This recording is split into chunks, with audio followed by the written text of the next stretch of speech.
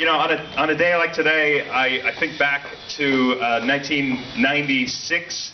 So when I first came to Austin, Texas, I grew up in Houston, so I am not just exploiting the wonderfulness of Austin as an outsider, but I did move away to take a job in California and actually came back specifically to start up the Alamo Drafthouse Cinema. And my wife and my wife Carrie's here somewhere, isn't she? Carrie, you want to come up? This is my better half, Carrie, with we got a couple of newborn babies here too. Much more photogenic than I am. So, hey, come on up. Can you make that step? She'll stand down there. So, Carrie and I briefly operated a theater in Bakersfield, California, where I was working at the time, and it was an abject failure. And we came here to Austin to do it right. So we came with a giant trailer full of 200 seats, a projector, some speakers, a screen, and not nearly enough money to put an Alamo Drafthouse together. So we basically, the two of us, built it by hand back in 1997 and opened it up without any real experience other than being movie lovers. And that's, I think, is still the most important thing. So I never would have imagined, however 15 years later, that we'd be here in Austin, Texas, opening our 5th movie theater, but we're still movie fans. I think that's the most important thing. That we want this theater to be a movie haven for movie lovers. So hopefully we're still doing that job. So I want to thank everybody here for coming out and being a part of this special day for us. But most importantly, I want to thank the staff.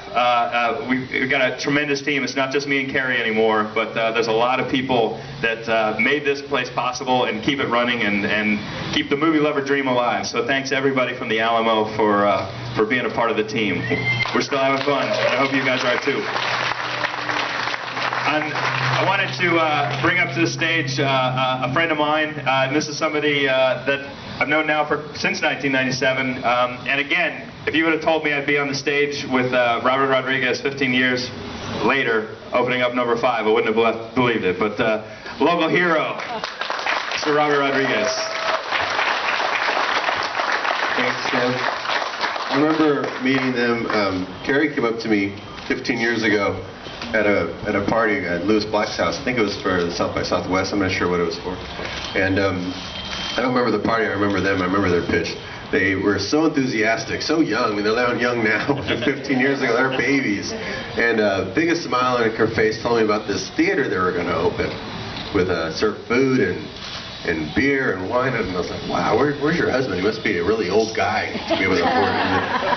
Tim comes over in a little t-shirt. He's like, yeah, we're opening up this business. And, wow, these guys are smart. Where did you go? Your business school or something? You said you go to. That's first of all how you figured out to run a business, for one. And much less to do something that was really exciting like that. And you know, I grew up in San Antonio in a family of 10 kids. My best memories are when my parents would take me to the local revival theater because she didn't like the current movies that were out. We'd go see old Hitchcock movies and MGM musicals and double features, and those are my favorite movie memories. And it was kind of sad that got lost once I grew up. Well, some of my best movie memories now come from the Alamo Drafthouse. What they created is just amazing. And take my own kids to see like the trilogy of Indiana Jones rather than the trilogy, or to see Transformers with a live Transformer in the parking lot eating cars. I mean, I just can't imagine what their memories are going to be now compared to mine. If mine were that rich, what you've done to enrich the memories of people in movies. And that's what movies are all about. Movies are like time machines, and the memories that you have attached to them are so potent and life, they last your whole life. That what you guys are doing for the community and for people's memories and for the love of cinema is just, it's incredibly innovative. Probably the most innovative, can we call you exhibitionists since you're exhibitors? Exhibitionists.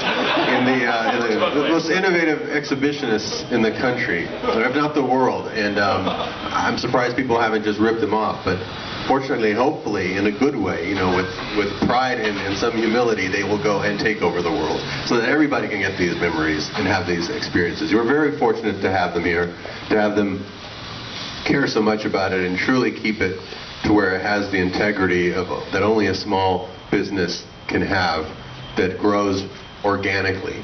And you're all very fortunate to have them, and I guess that's why you're all up here this morning, this early, same here. It's just to celebrate such innovation and such creativity and such passion for something that we all can share. So thank you, Tim. Thank you, Carrie, for just working so hard at this and making this what it is. It's really something to be inspired by.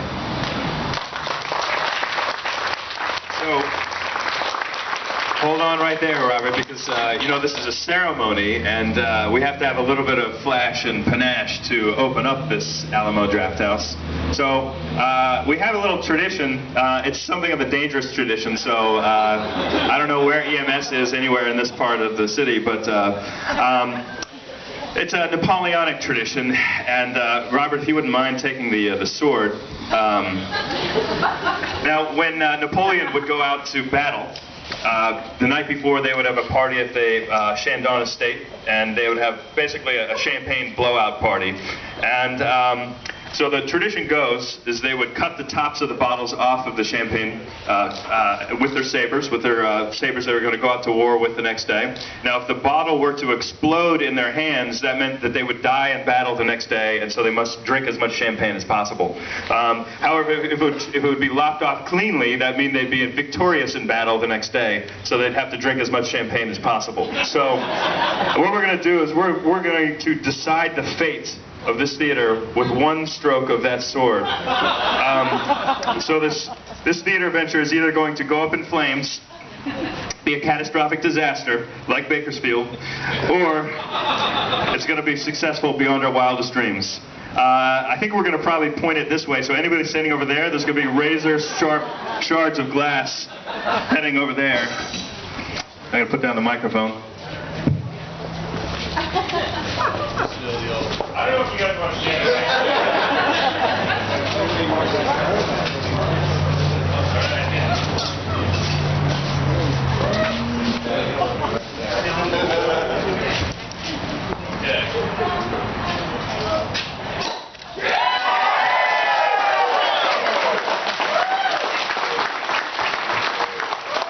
Well, it was tense there for a little moment, but thankfully it's going to be a raging success. Now, I'll keep that sword out. Keep that sword out. We didn't rehearse this, and it's probably not going to work at all. But we do have the ribbon, and with one stroke of that really dull sword, we'll see if we can cut this probably very hardy ribbon. All right, I'll give it a shot. I'll give it a whirl. Yep. Yep. Oh, is that better? Is that sharper?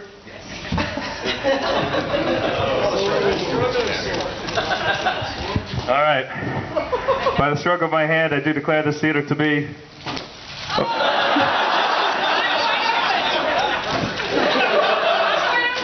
Open. Open. All right.